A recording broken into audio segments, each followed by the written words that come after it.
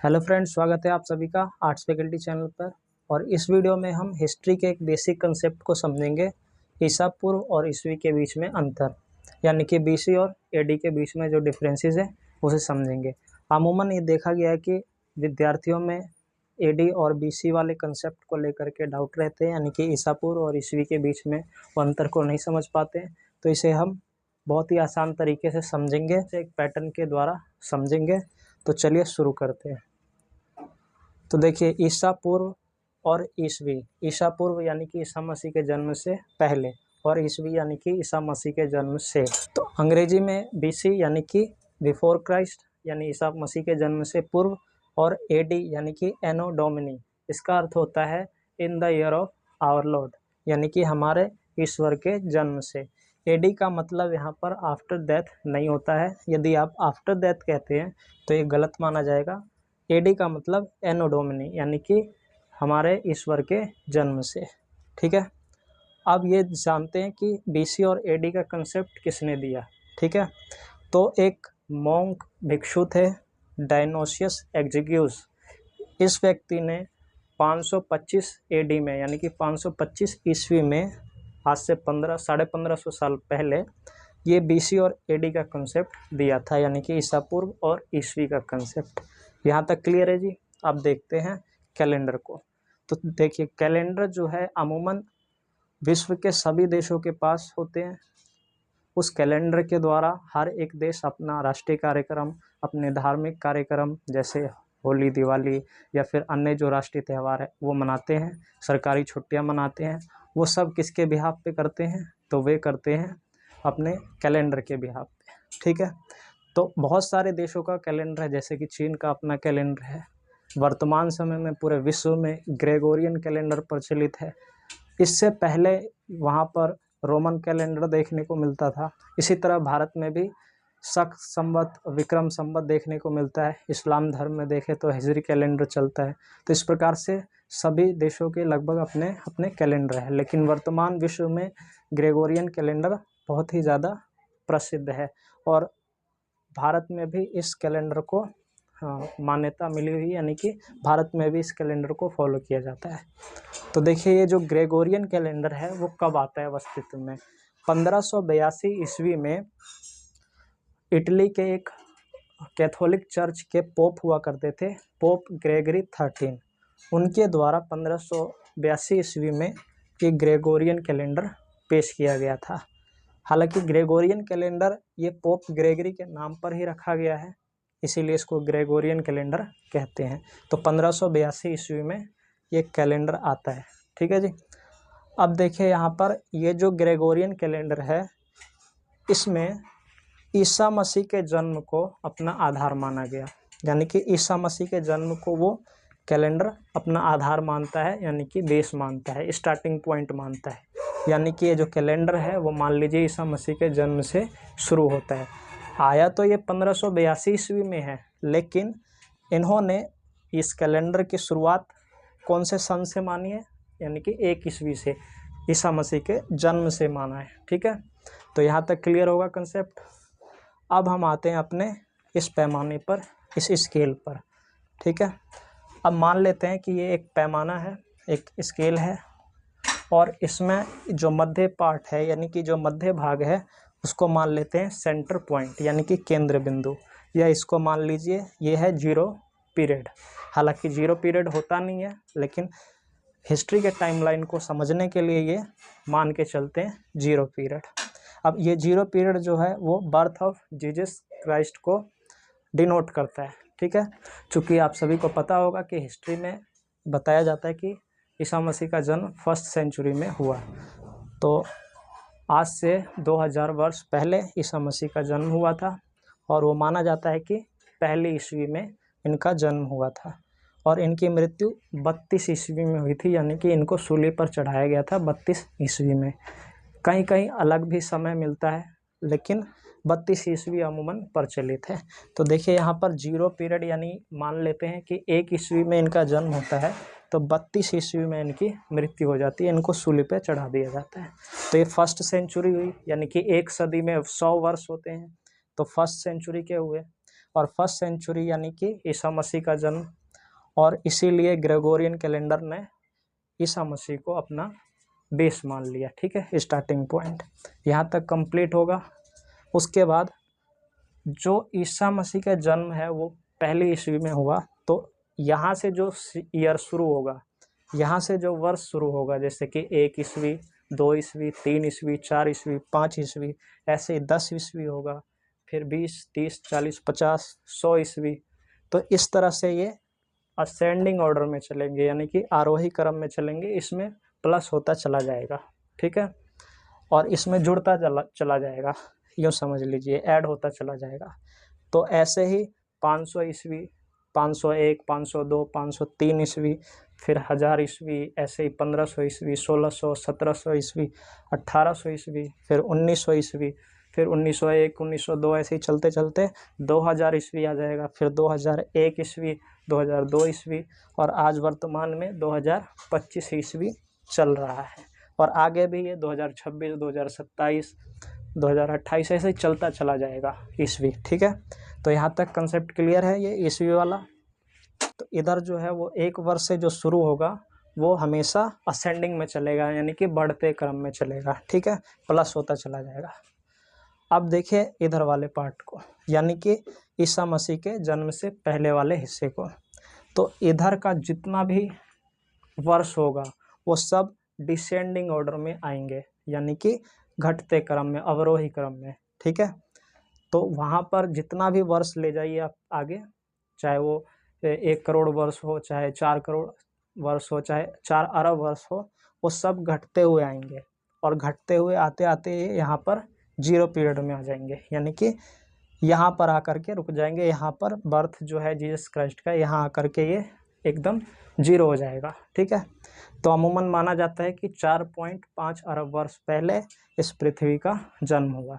तो 4.5 अरब वर्ष घटते हुए आएगा करोड़ों में, फिर लाखों में, ऐसे घटते हुए आएंगे, फिर लाखों से हजारों में घटते हुए आएंगे। इसी प्रकार से 10,000 होगा, 10,000, 5,000, ऐसे 4,000, फिर 3,000, 2900, 2800, 2700, 2600, इस प्रकार से ये घटते हुए आएंगे, और ये सब ईसा पूर्व में आएंगे। तो इसमें मैंने हिस्ट्री के कुछ टाइमलाइन को दर्शाया, जैसे कि 2600 ईसा पूर्व, 2500 ईसा पूर्व, इसी तरह 1000 ईसा पूर्व, 1500 ईसा पूर्व, ऐसे।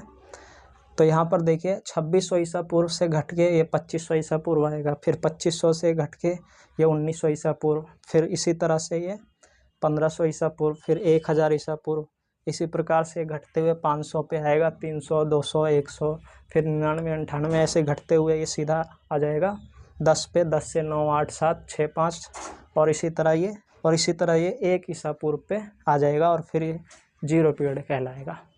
तो यानी कि ईसा पूर्व का जो टाइम पीरियड है वो ईसा मसीह के समय पर आकर के ख़त्म हो जाएगा। ठीक है, और इधर जो ईसा मसीह के जन्म से जो शुरू होगा ईयर, वो 1 साल, 2 साल ऐसे चलता चला जाएगा, और आज 2025 चल रहा है। तो यहाँ तक का ये कंसेप्ट क्लियर है। अब हम इसे एग्जाम्पल के थ्रू समझते हैं। तो देखिए 2600 ईसा पूर्व हड़प्पा सभ्यता का काल था, और इसका जो अंत का काल है वो 1900 ईसा पूर्व है। ठीक है जी, तो यहाँ पर हड़प्पा सभ्यता कितने 100 वर्ष अस्तित्व में रहती है, तो यहाँ पर ये 700 वर्ष अस्तित्व में रहती है। ठीक है, यानी कि ईसा पूर्व से ईसा पूर्व रहेगा तो उसको हम माइनस कर देंगे, घटा देंगे, और उसका जो टाइम पीरियड होगा वो निकल आएगा। जैसे देखिए 2600 ईसा पूर्व हड़प्पा सभ्यता का काल है, और 1900 ईसा पूर्व में ही वो सभ्यता खत्म हो गई। तो 2600 से यहाँ पर 2500, 2500 से फिर 2400, 2300, 2200, ऐसे ही घटते हुए 1900 पे आएगा, और ये देखिए यहाँ पर 1900 में ये सभ्यता खत्म हो गई, यानी कि ये 700 वर्ष अस्तित्व में रही। ठीक है, तो ये कंसेप्ट क्लियर। ईसा पूर्व से ईसा पूर्व में रहेगा तो उसको घटा देंगे। लेकिन यदि हमें जानना हो कि वर्तमान में जो 2025 चल रहा है, तो आज से कितने हजार वर्ष पहले हड़प्पा सभ्यता थी अस्तित्व में, तो क्या करना है हमें, 2600 ईसा पूर्व को वर्तमान में जो 2025 ईस्वी चल रहा है उसमें ऐड कर देंगे यानी प्लस कर देंगे और वो हमारा समय निकल आएगा। तो कैसे, अब वो देखिए। तो 2600 ईसा पूर्व और 2025 चल रहा है वर्तमान में, तो 2025 ईस्वी। अब करना क्या होगा, हमें इसको ऐड कर देना होगा।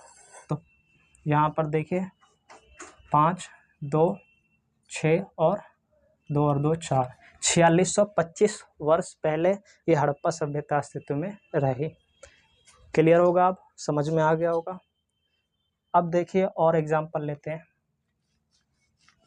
वो तो 700 वर्ष रही है अस्तित्व में 2600 से 1900 ईसा पूर्व, लेकिन आज के संदर्भ में देखेंगे तो 4650 वर्ष पुरानी सभ्यता है हड़प्पा सभ्यता। अब लेते हैं हम यहाँ पर 563 ईसा पूर्व को। 563 ईसा पूर्व में महात्मा बुद्ध का जन्म हुआ, ठीक है, और उनकी जो मृत्यु हुई वो 463 ईसा पूर्व में हुई। तो कितने वर्ष वो जीवित रहे, तो यहाँ पर 80 वर्ष वो जीवित रहे, ठीक है। तो इस प्रकार से इनका भी समय निकल गया। लेकिन यदि हमें ये जानना हो कि आज से कितने हजार वर्ष पहले महात्मा बुद्ध का जन्म हुआ था, तो उसके लिए हमें क्या करना है, वही सेम ईसा पूर्व है और ईस्वी है, आज से हम डिनोट करना चाह रहे हैं तो उसको हम प्लस कर देंगे।